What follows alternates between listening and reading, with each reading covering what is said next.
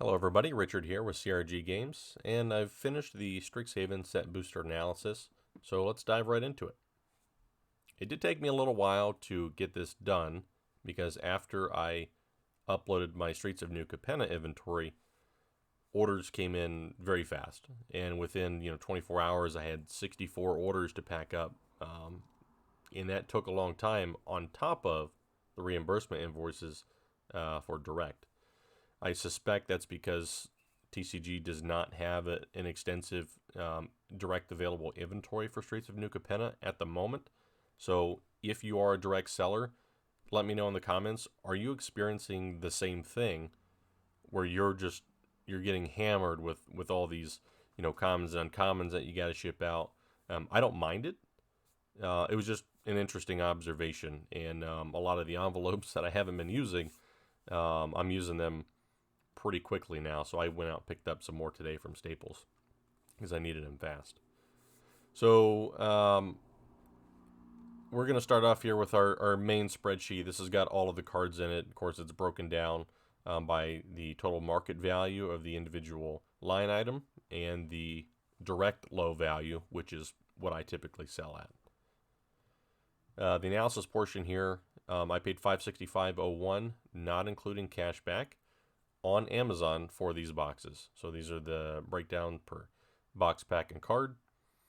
The market price, if you were to buy these today, this is around what you'd pay. Now I got that number because the set booster boxes, they say $99.51, but if you look at the actual available units to purchase, you've got small sellers here with small quantities, and then you've got these guys with 60 boxes. So I used this number because this is a more realistic number of what people are going to pay. And this does include tax, estimated tax rate, and this is delivered to your door. So the breakdown here, pretty standard, just like normal. Got mythics, rares, and so on and so forth. This is our breakdown, what percentage of each rarity was foil. These pretty much fall in line with what we've seen before. The value here, the total value, is what I actually was surprised about. I didn't expect it to be over $1,000. This set has been, I feel like it's had mixed feelings over it for a long time. When it came out, it was like really cool. Everybody, at least we thought it was going to be Harry Potter-esque, because of the magic stuff and whatnot. There was no Harry Potter elements to it, but that's what we thought. But then afterwards, when we started pulling mystical archives in every pack, it seemed like this was the biggest blunder that WotC has ever done. They put these cards in there that were supposed to be amazing. These are supposed to be chase pulls and whatnot, but you got one with every pack, so they weren't that cool. We didn't really take a lot of time to crack the set and invest in the cards. I haven't really bought anything since these boxes from Strixhaven since it came out that I can think of. During the pre-release, I did all 5 of the pre-releases, and it was cool at the time. And then I never touched it again because it felt like this is a bad asset, and it felt like a lot of people felt the same way. If you look online at the expected value in the set, they're abysmal. I use Echo MTG, and it shows the value as like $31. I think MTG stock shows it around $70 or so. It's just it's really low. But then to crack it and get over $1,000, I was like, what's going on here? Have we been wrong all along? So the average value per pack was almost $6. I pulled 2,509 cards total. It took me about a day. All in all, actual working hours, about 8 hours. It took me a little bit longer than that, but that's eating, going to the store, all the other stuff in between. So I always update my average net, so it's 70.44% now. It's moving up, which is good. Approximate potential profit, 184.44. Way higher than I thought. That's been one of the highest so far, I do believe, and that puts me between 23 and 26.50 an hour. That's a pretty substantial hourly rate um, for this this case. I got $28.25 of cash back, so I'm going to apply that in the future to more product. If I use just my direct low prices, which is more closely what I'm going to sell at, we're looking at almost $100 more, which was pretty significant. So we're at 34 to 37.50 an hour. I think that's pretty darn good. Breakdown here for the rarity per pack. The mythics and rares per pack is higher because this product has the potential of having 5 rares per pack. And you get that by having a rare lesson in the front. You'll have 2 rares. 2 rares in the rare and mythic slot. And then you'll have a mystical archive rare. And then a list rare, I believe. There was 2 or 3 packs that had 5 rares, and I was very surprised. I did not know you could get that, because they've always been advertised at being up to 4 rares, so that's pretty cool. I had estimated beforehand that I thought the percentage makeup of value in this product was going to be about 20 and 30% from Mystical Archives, and it ended up being 42, about 42%. Now, I don't know if I just got extremely lucky, if this is an anomaly, but I did get 5 Teferi's protections and a foil demonic tutor. The demonic tutor foil, I don't think that's an anomaly. Over 6 boxes, only getting 1, I can live with that. The 5 Teferi's protections, that feels a little on the high side. And if you swap those out for cards of lower value, like maybe a natural order at 14, 15 bucks, or a chaos warp at 5 to 10 bucks, you would still profit. So if you removed, let's say, 3 of these at 47, so let's say you removed $130, you'd still make 50 bucks.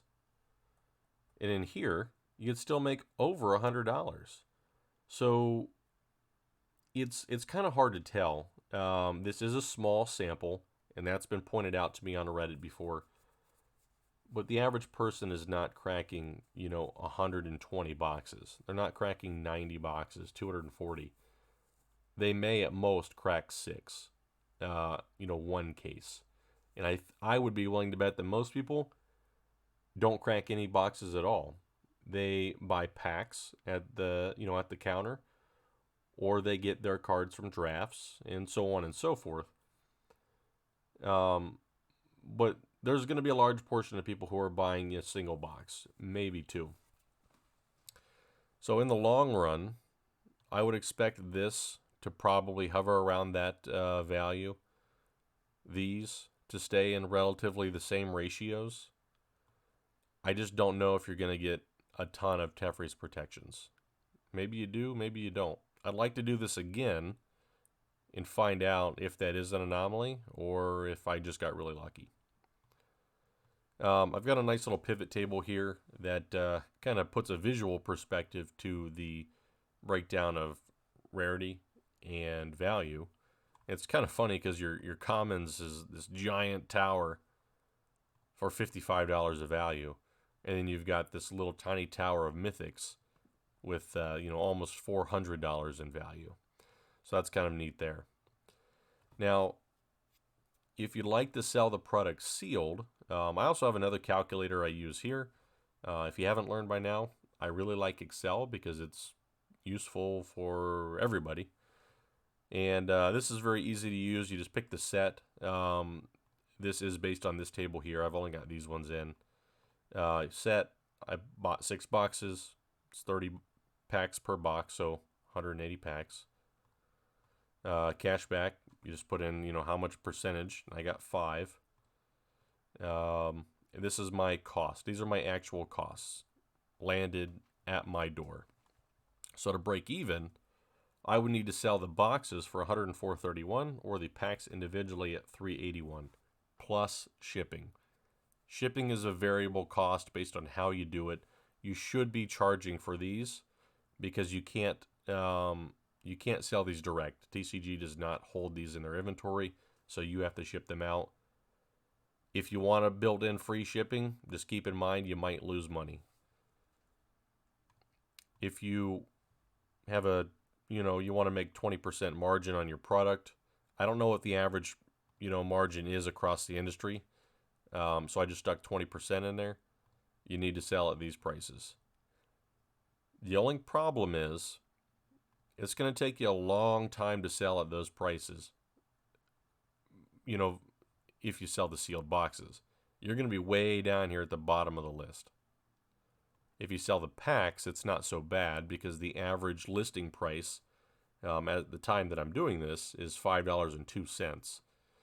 So if you did that and you sold all of the sealed packs or all of the sealed boxes at 20% margin, this is what you'd make.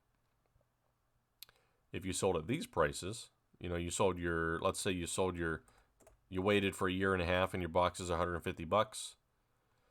Your packs are $502. Now you're looking at $274 and $217. It's strange because that's not a whole lot. And cracking these packs, I'm already there. And singles can turn around a lot faster as long as you're asking the right prices than sealed product. It just depends.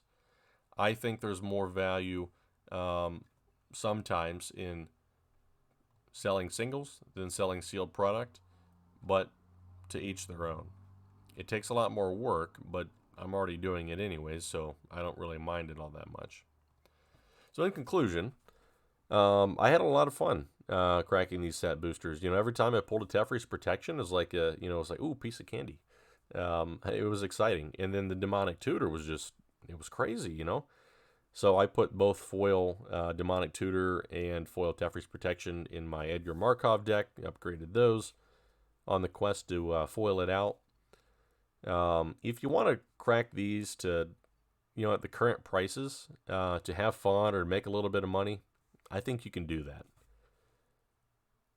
If you're cracking a case, you may be around these numbers. It all depends on how much you get for your cards. This is what I get for my cards on average. So these are my numbers. If you get more for them on average, yours could be higher or they could be lower. It all depends.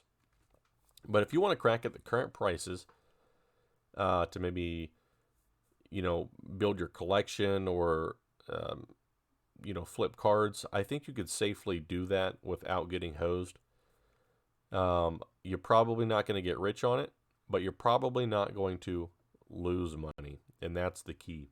So right now, I would recommend picking up Strixhaven under $100 a box.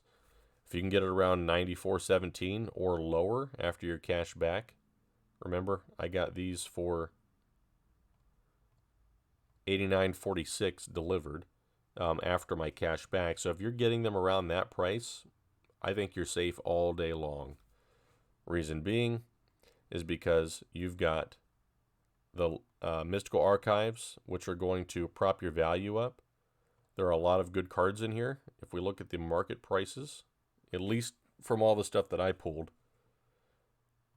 you've got a fair amount, I guess. You've got 22 different cards that are, over $1 here.